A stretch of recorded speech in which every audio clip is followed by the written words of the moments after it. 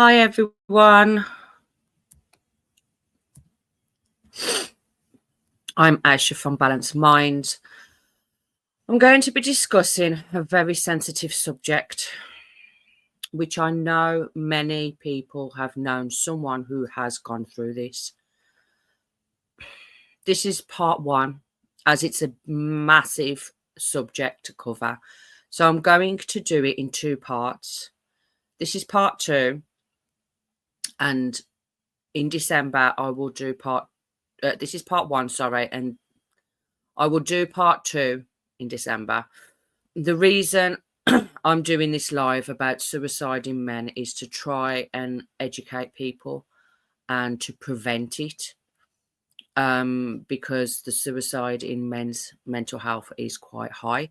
So I want to share the awareness about it.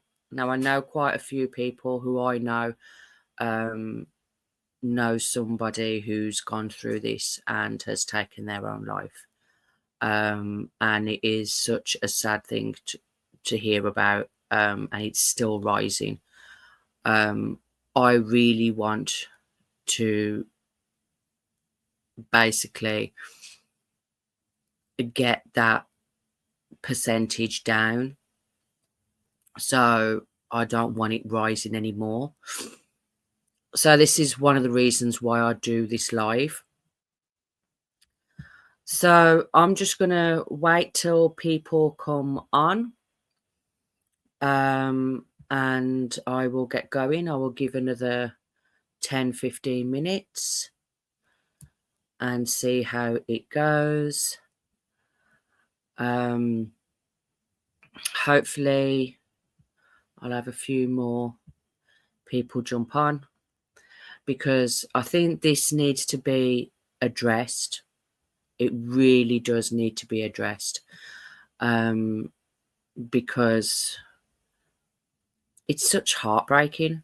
You know, I have a son myself, and God forbid he has to go through anything like that. I don't want him to go through that. So let's just hope we can share this and get some awareness, and help somebody who suffers suicidal thoughts even. But we definitely need to help people, and I'm all for awareness on all aspects of men's mental health. So this one, I know this is going to be a very, very sore subject and a difficult subject for some people to hear. However, this needs to be done. So fingers crossed, we can get this sorted. So anybody who wants to comment, they can comment. That's not a problem. If you'd like to share one of your stories, just message down below. I will read them out aloud. However, if you don't want me to mention your names, that's totally fine. I'll just share your story. That's fine as well. Because a lot of people need to know that, you know, this is real. It's happening in all different aspects. So I will discuss more about it. I'll give it another couple of more minutes, and then we'll just get straight into it, and we'll discuss what's going to go on, because it is a difficult situation. And I totally get if there's anything through this live, with the discussion that I'm going to be doing, if there's anything that is a trigger for you, for anybody, it's totally fine that if you want to leave and come back to it at a later date, that's not a problem, as it is a hard subject. So it's very difficult. Right. Now, suicide in men is a mental health crisis. And, this, like I say, this is part one because it's a massive subject and I want to try and cover all aspects. So it's only going to be for an hour.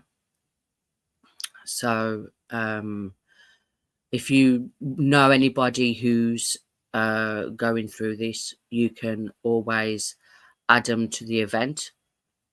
Not a problem. So they can have a listen to all this as well. So I'm going to start now.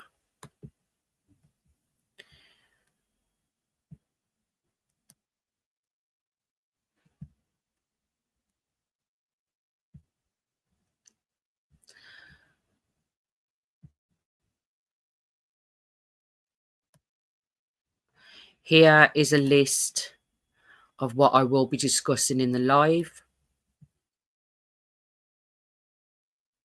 I will be discussing the overview, discussing the statistics in men with the suicide, risk factors for suicide in men, understanding the higher risk suicide in men, and what to look out for, what warning signs to look out for if someone's thinking about suicide, taking their own life, or suicidal thoughts.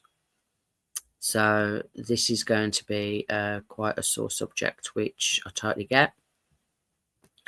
So the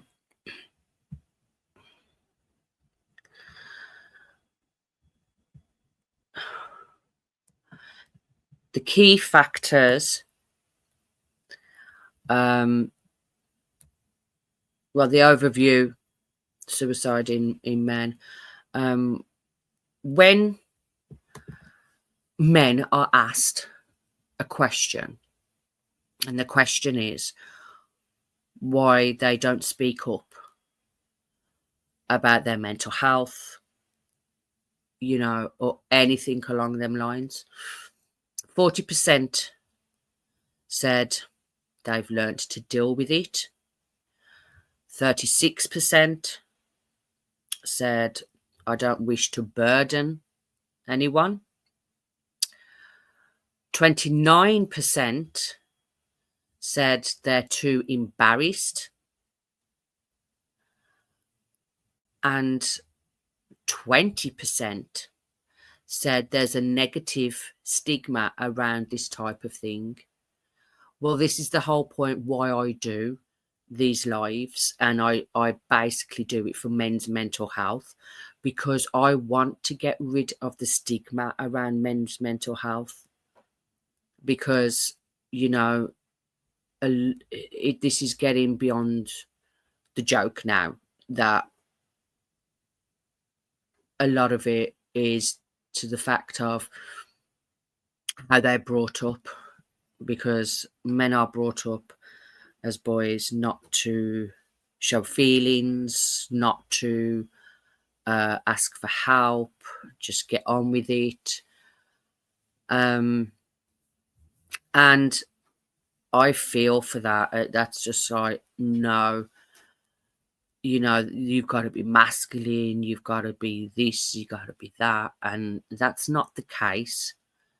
It's like, for example, 70% of men in work, and that's a massive percentage if you think about it as a whole, need to address the stigma surrounding men's mental health and encourage open conversations about feelings, as I feel it is really important for men to feel comfortable about expressing their emotions in the workplace and with friends and family. Friends and family shouldn't look down, especially family, shouldn't look down on anybody who suffers with mental health, because we all do.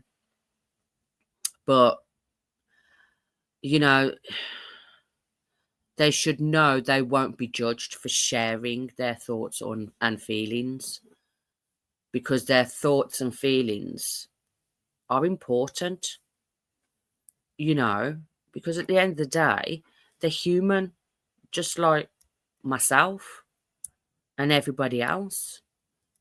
They should be able to express their feelings. They should be able to ask for help without being judged.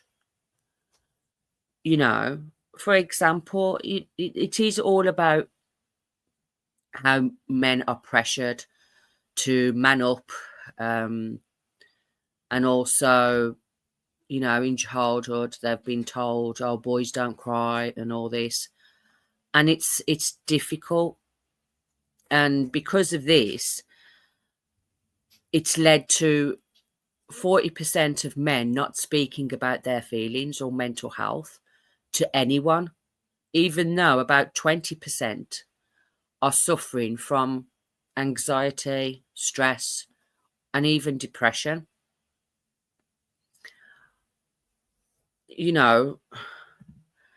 The struggle needs to be subsided,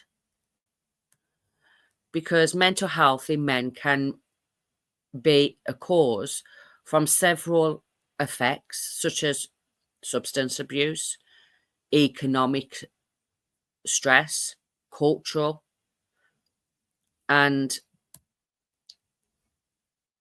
norms, and even relationship issues. So it could be anything that causes men to suffer from depression, anxiety, any sort of mental health.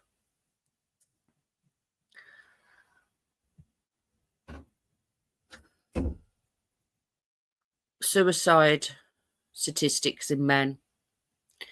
Now, in 2020, over 4,639 men took their own life, and it's still rising to this day. In 2023, which was only last year, it went up to 5,656. And that is only for ones that are reported, as it could even be more, because there's a lot of them that do not report,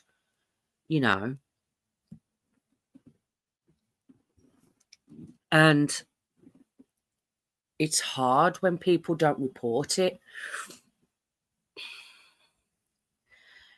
The rate of the suicide in men is 3 times higher than in women. And the reason why for that is because women, not all women, but most women, can talk to somebody and express their feelings and get mental health, whereas with men, because of the stigma that's around it, they won't. So that's why it's 3 times higher for men to commit suicide than it is with women. In the whole of the UK, that's about 74% of all suicides are involving men. This is so wrong, and this needs to be reduced, as men's mental health is really, really important as well.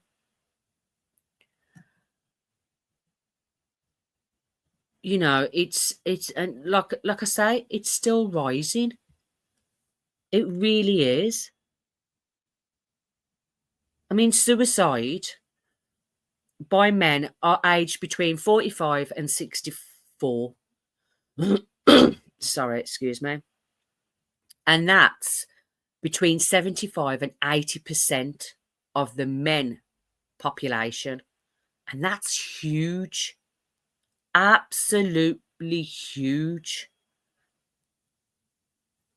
And the biggest cause of death in young males aged 18 to 25. You know, it's heartbreaking. It really is. I mean, the NHS state that 1 in 14 people self-harm and 1 in 15 people attempt suicide. And 1 in 5 people have suicidal thoughts. But there's not much help out there for men, which is really, really hard. I mean, it's like 40% of men have never, ever spoken about their mental health. And that's heartbreaking. 29% of men said they were too embarrassed to speak up. And that's the macho side, where they've been drummed into their heads since they were a child to speak, don't speak, deal with it, man up and all that. Although there is 20% say it's because of the negative stigma that surrounds men's mental health. And that's heartbreaking, because this is why the stigma needs to go, and we need to do more awareness. I do awareness of a lot of different subjects to do with men's mental health.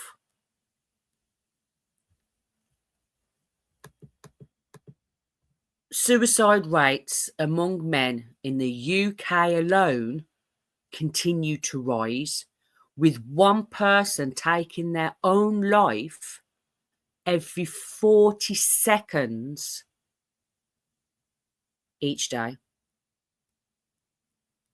This loss could be a brother, it could be your son, father, uncle, or even a friend.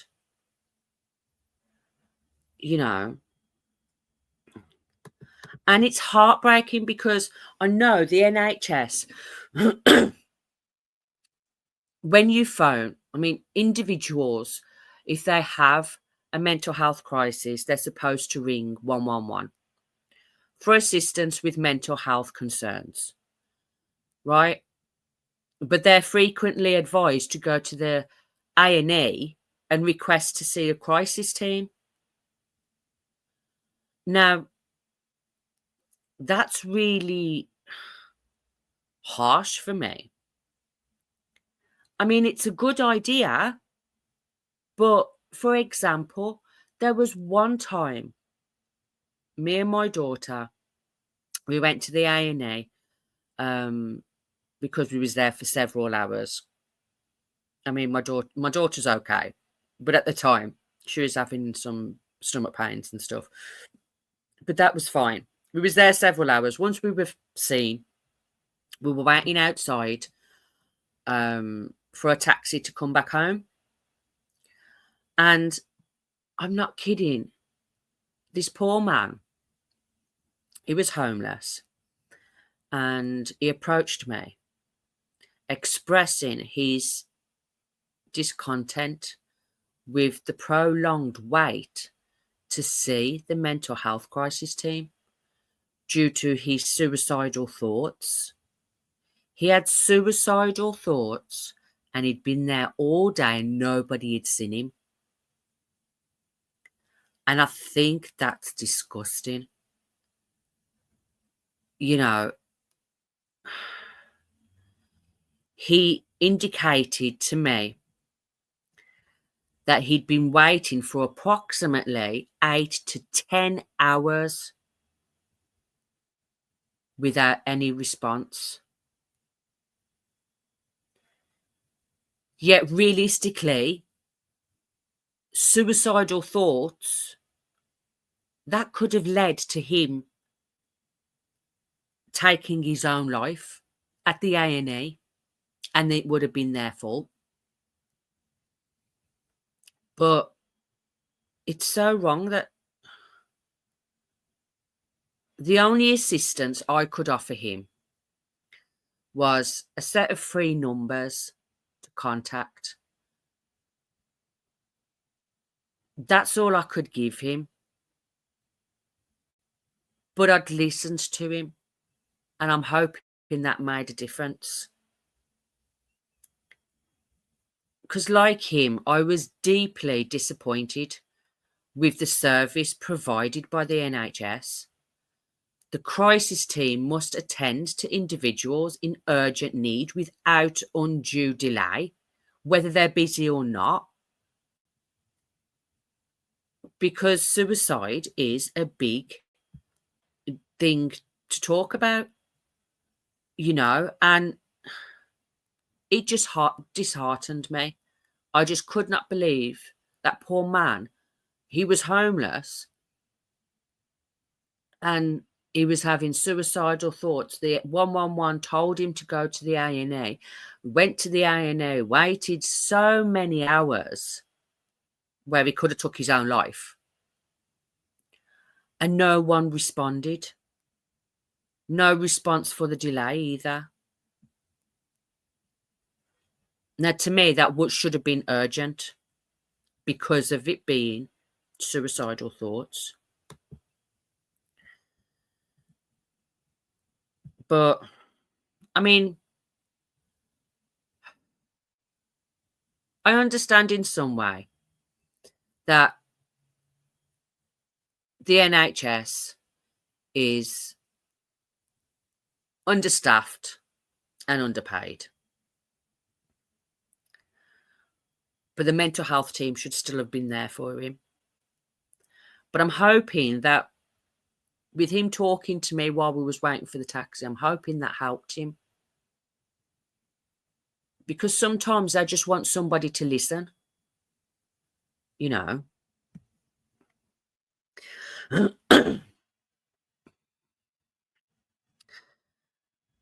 Like someone said, I totally agree that there should be more mental health help for men. And thank you. I'll try my best because there does need to be more help for men. It really does. So it's heartbreaking. It really is.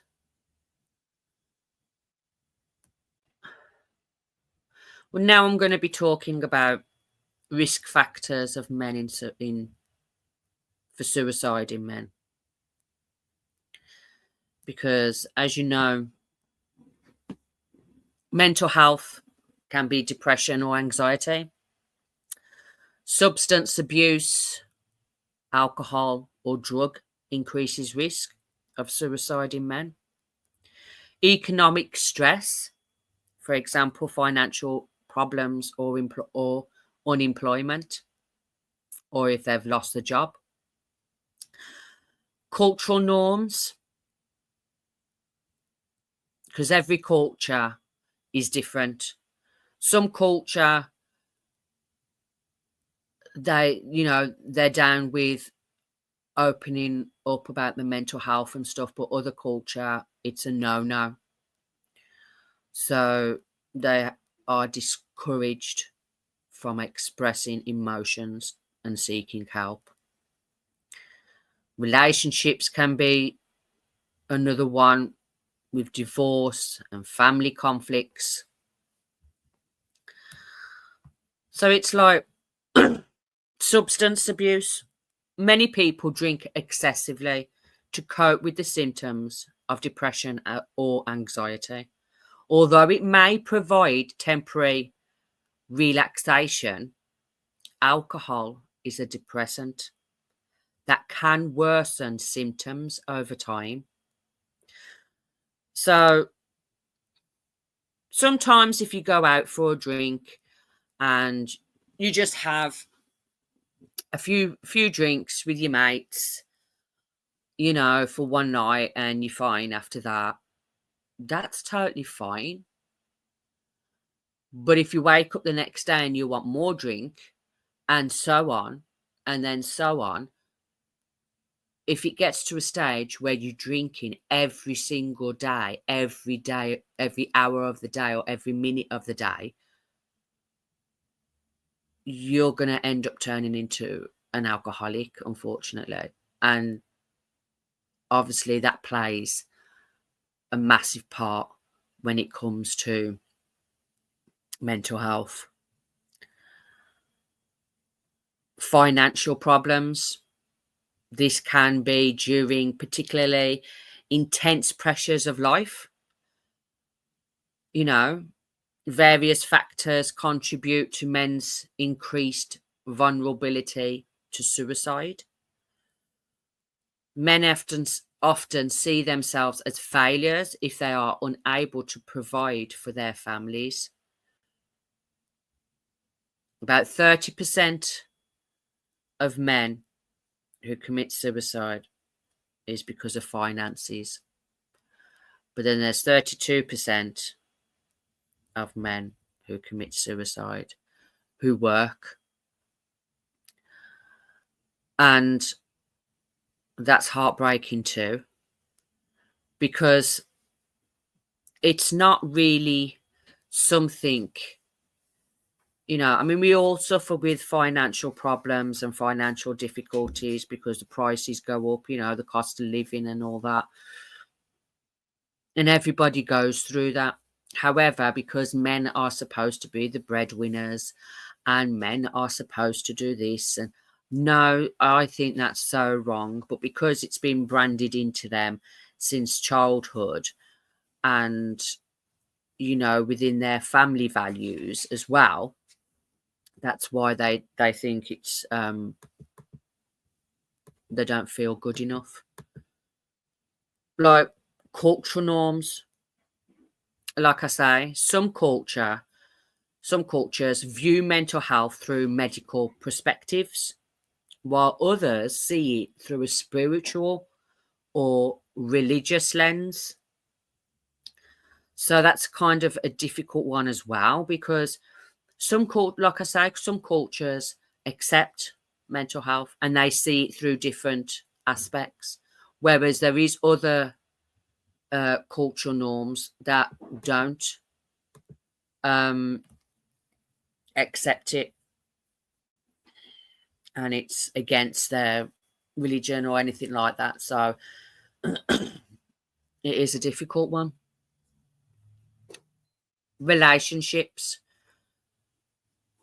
The stress experienced during a relationship breakdown, such as divorce, parental alienation, family conflicts, can have a significant impact on their well-being. Recognizing these challenges is critical, and seeking support is the main key to overcome these. And we all know relationship breakdowns can be messy, divorces can be messy, and parental alienation. I have done a live on that, so you can go and watch that whenever you want. It is about, but that's harsh, because that's a parent talking to a child and messing up the child's head then as well. Family conflicts, you know, you have arguments with families, which, you know, sometimes you can resolve it, but sometimes you can't solve it.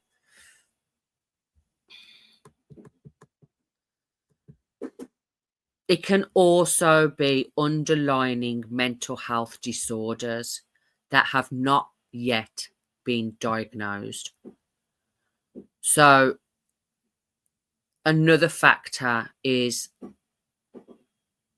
societal expectations, basically how the world sees men in their role.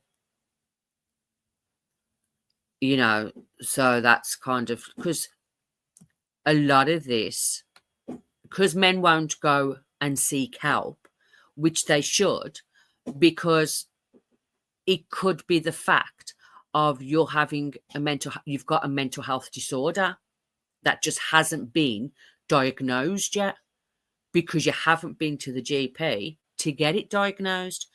So it is really important for men to seek help. It really is.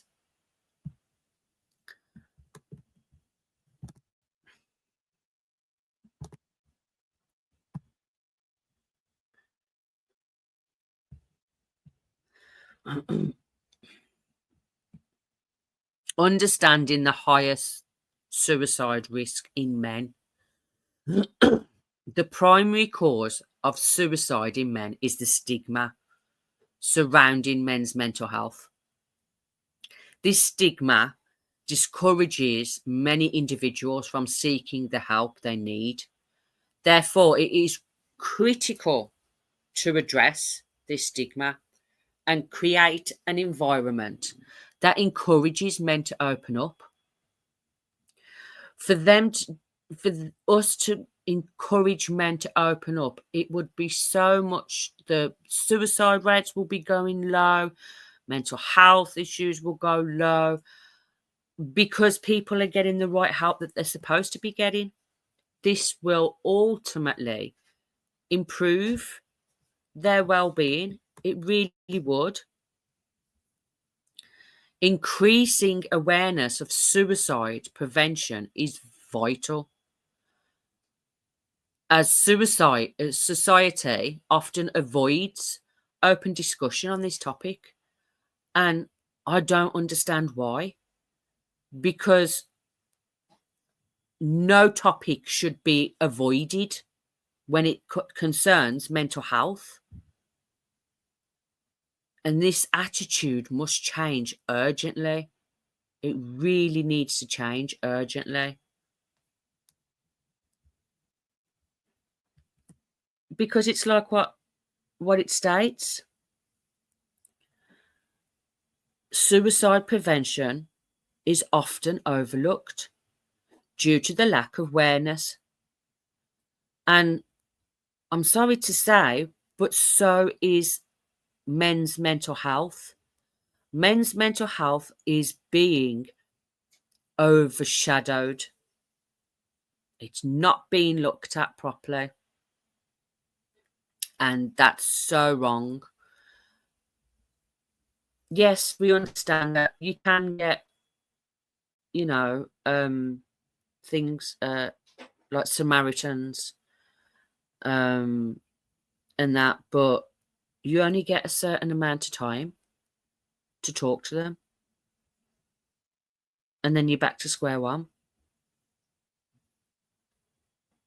Whereas with balanced minds, we actually continuously check up to see how you're doing once we have sessions.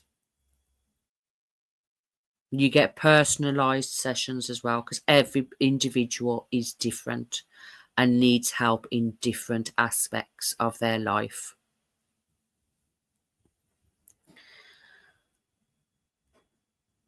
So it is absolutely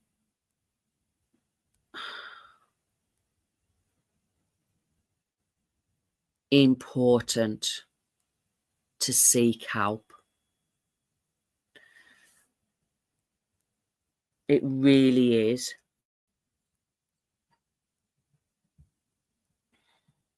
It's like, look at these celebrities.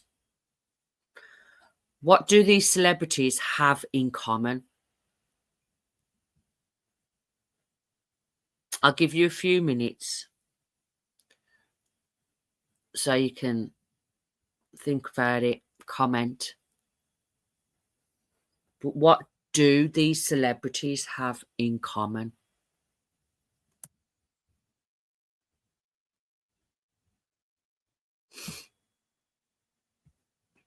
And let's see. We're going to take about 5 minutes.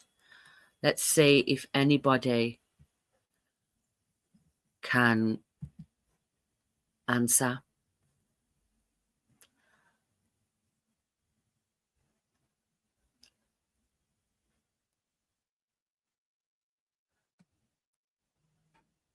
Anyone?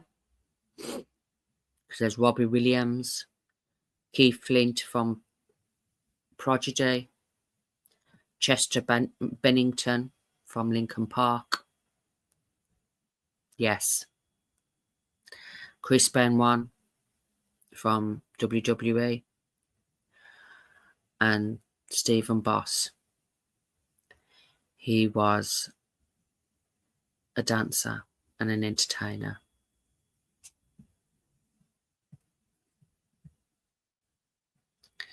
Yes, yes, and yes. Yes, Sherry. They all committed suicide because they could not talk to anybody, because of the stigma that's around men's mental health. Even though they're all entertainers, they all committed suicide. And that's so heartbreaking. Because you think, I mean, Robin Williams has always had a smile, always laughing, always joking. The same with most of them, always having a laugh and a joke. But no one knows what goes on in their head. No one knows what goes on behind closed doors. So even though we see them in many different videos, laughing and joking and things like that, we don't know what goes on in their head. We really don't. And that's the harsh thing about it. Because we all loved, I love Linkin Park. I love Prodigy. I love my WWE, my wrestling. I mean, Chris Benoit, he actually, unfortunately, he went off the rails.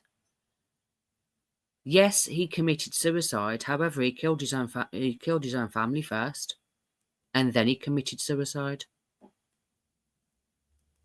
But we don't know what triggered it. With him, it could be drugs because of the job that he was in. We don't even know what with Stephen Boss.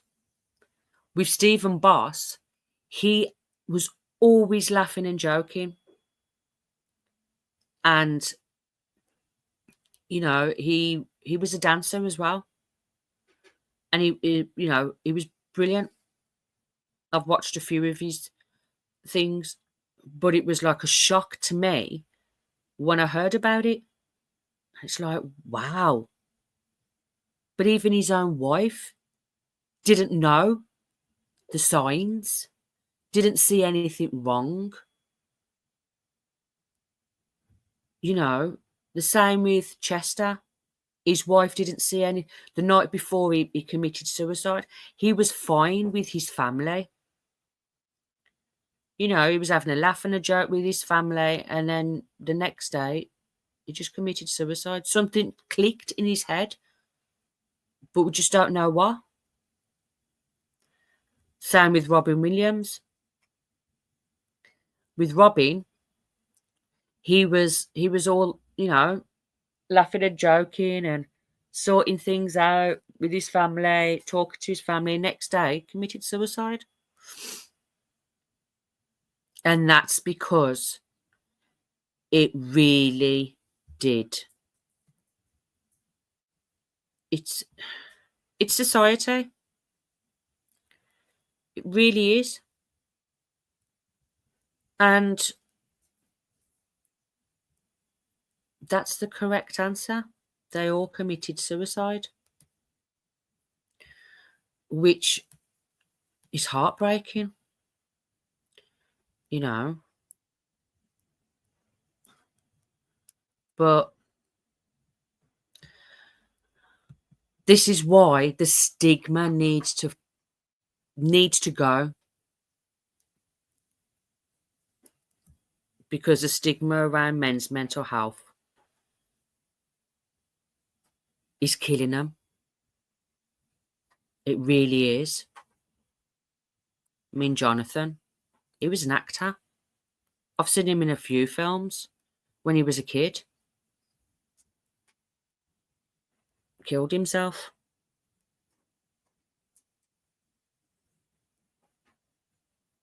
You know, we just don't know what goes on.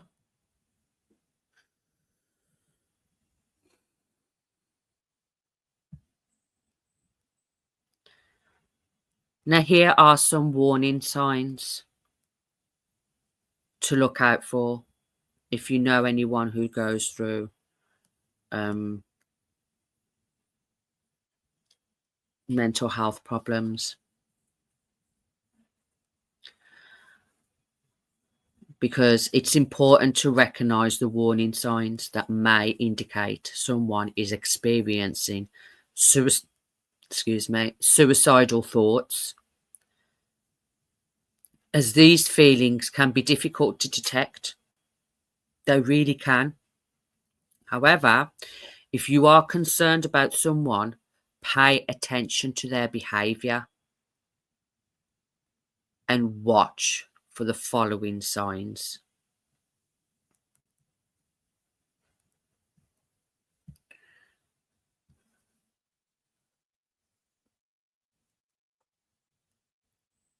I mean, one of the main signs is a shift in their mood, especially if claimer often indicates they've made a decision and found peace. Sometimes that could be a sign. You know, if they talk about suicide or write about it in a journal or on a laptop or anything, or researching death or suicide on the internet, how to do it, withdrawing from friends and family, you know, if they were social before,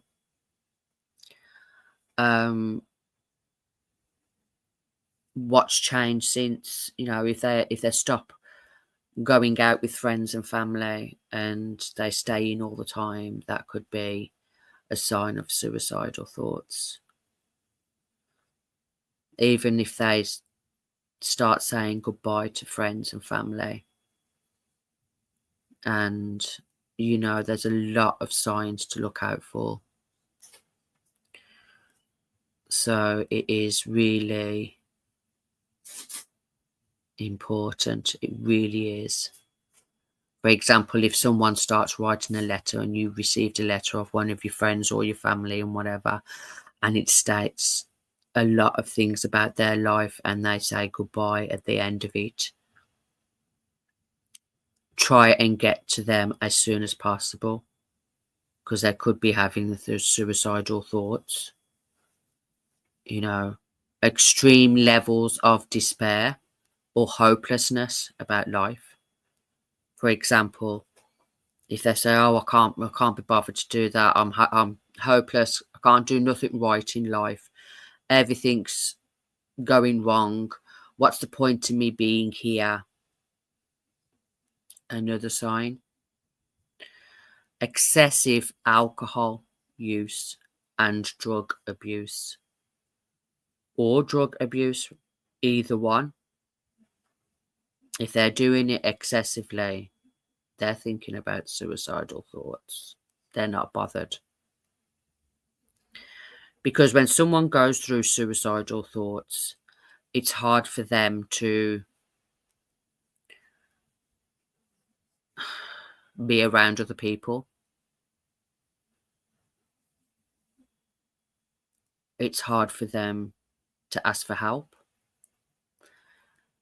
It's basically like a little voice talking to in their head saying, "You're no good.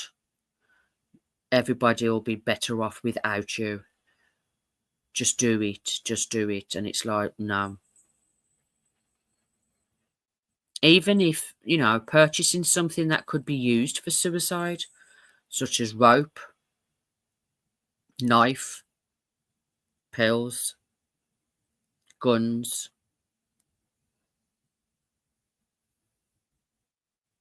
you know, it's heartbreaking. It really is.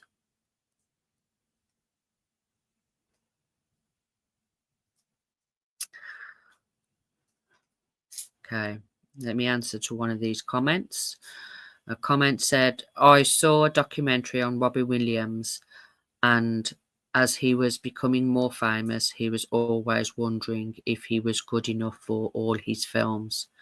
And such a shame he and others on this thought like this is a trigger them to commit suicide even after years. Yeah, totally get it. Totally understand. It is. That's what I'm saying, because there's always a voice in their head saying, you're not good enough. You need to do better. And he was a brilliant actor. I loved all of his films, especially Mrs. Doubtfire. You know, Mrs. Doubtfire is one of my favourites. But then there's like Flubber. There's loads of films. But he was always amazing in his films. Couldn't fault him. Even Dead Poet Society. Couldn't fault him. But obviously, like you say, there's a trigger in their head that if they keep on saying, keep on telling them, you're no good, you need to try harder, you should be ashamed of yourself or anything like that. That's their inner voice talking. Sometimes it's just a case of sitting down and listening to someone when they have suicidal thoughts. Show them your support, because the more the support you got, and yet it doesn't always counter down to, oh, let's go out for a drink. No, a lot of the time they just want someone to sit there and listen about what's going on in their head.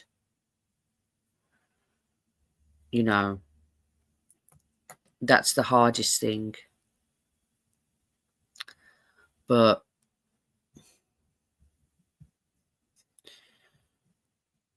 for example, look at this. Therefore, symptoms of substance abuse can be anger, irritability, working obsessively, sleep problems, and reckless behavior are more common in men than women.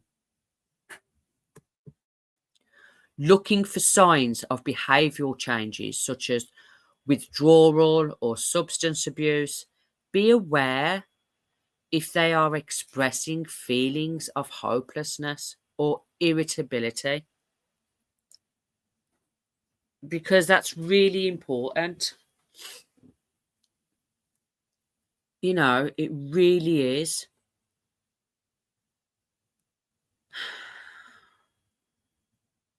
And on that note, I do hope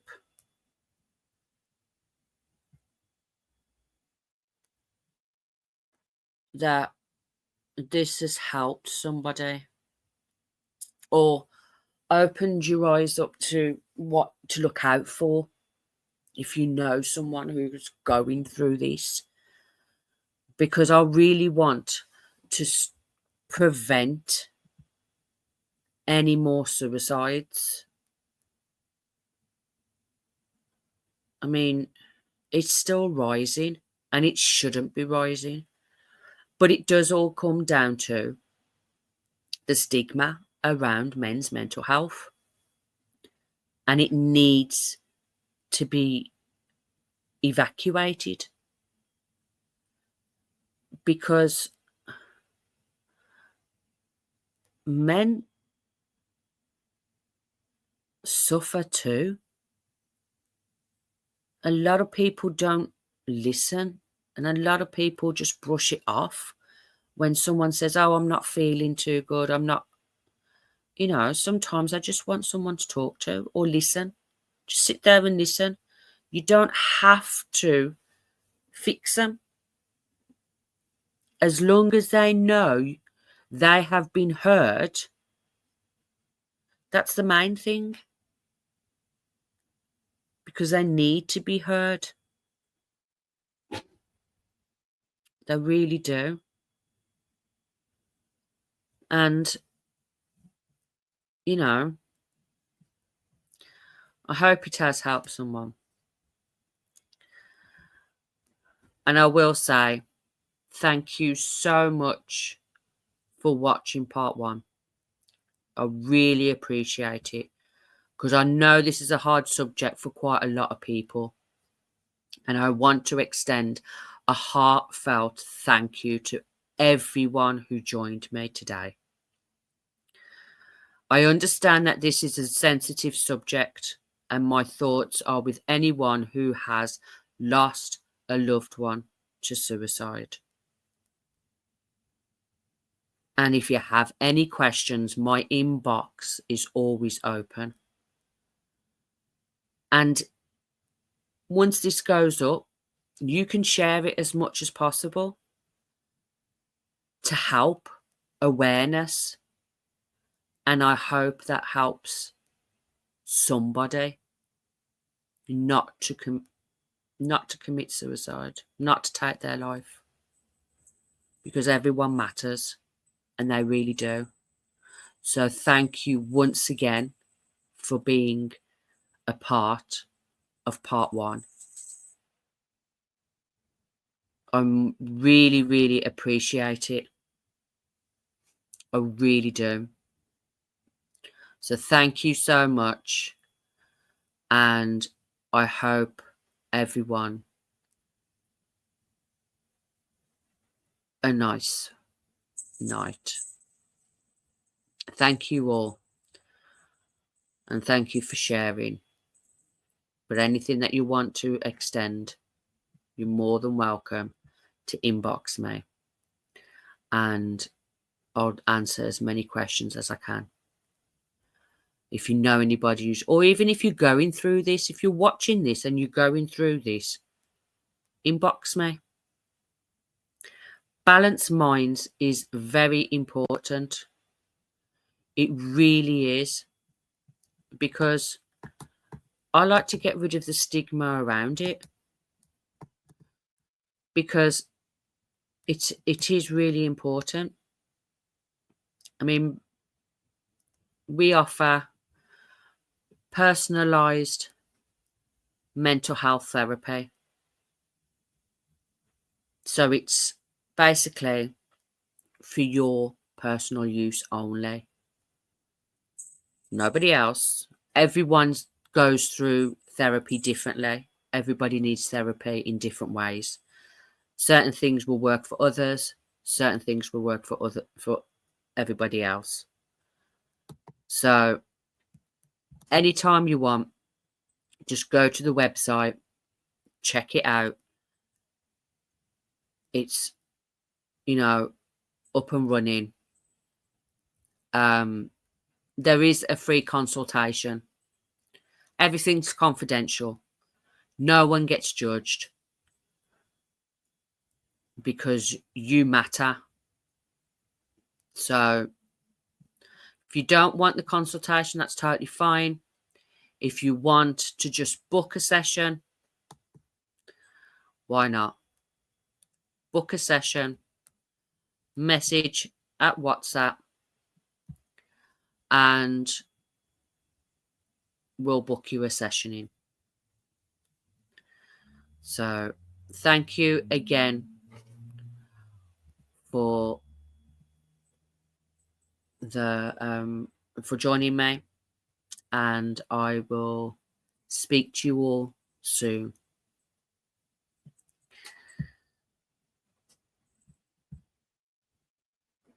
Bye everyone. This is Aisha from Balanced Minds to say good night and goodbye. Thank you, everyone, for joining me. Until next time, for part 2.